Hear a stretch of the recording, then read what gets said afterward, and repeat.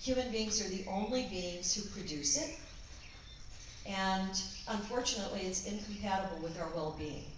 So how paradoxical is that?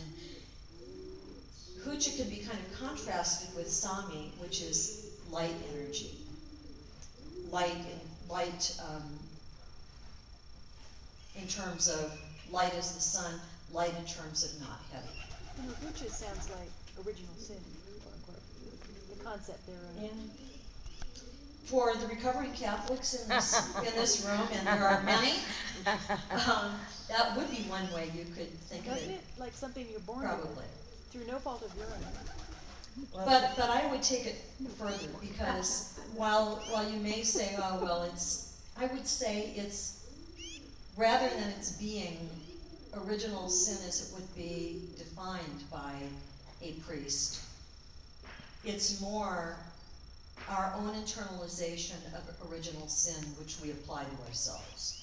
So hucha is something we accumulate on an ongoing basis through, and therefore want to clear on an ongoing basis. So it wouldn't exactly be original sin, but it would certainly be the manner in which we treat ourselves as human beings that brings us down, that speaks to us as being bad or wrong or not as good as anything else. And we produce hucha through things like, through all of the normal ways. You know, when you are not feeling centered and aren't feeling clear, then what are some of the things that take you there, that get you in that state? Anger is one of them. What else? Fear. Fear is one of them. What else? Shame is a big one. And what are some of the things that we do that give us those feelings? We have a fight with our spouse. We have feelings of envy. We breathe. Yes, there would be that.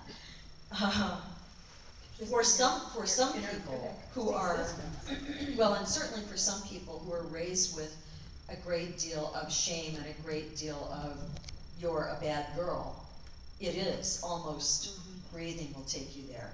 Before I went down to Peru, I actually did an enormous amount of hucha clearing on it, really some on a daily basis, because I knew that the work we were doing down there, which was to activate the solar disk in Lake Titicaca, something on behalf of planet Earth and her people, and being in that environment with Jorge and a lot of other people, and being with other people like me who had been literally called to go down there, and those of us who were realized once we got down there that we were probably among the people who brought the solar disk to Lake Titicaca for protection 500 years ago. And there actually was, there hadn't been a collection of people for that kind of purpose with intent on behalf of planet Earth and her people in the Lake Titicaca area since 500 years ago when the solar disk was taken down there. So it was a huge event, and I knew that it would bring up my stuff, and it actually did. And I did, and I wrote about that in my last blog post. So if anyone wants to see that, my blog is MelanieMulhall2.WordPress.com, where you'll also find, I think I was talking to somebody at lunch, my experience with QT the horse, who represented every no I ever experienced in my life a couple of years ago. But hucha clearing, I can speak from personal experience that the hucha clearing I did before I went down there really helped me stay neutral, stay centered, stay in a soft space, stay in an altered state of consciousness, but with one foot on planet Earth at the same time, in a good way, and not flying around the universe, or being on constant lookout for what not to trust. It was just very helpful in the whole process. So that's hucha Sami. Once you clear hucha,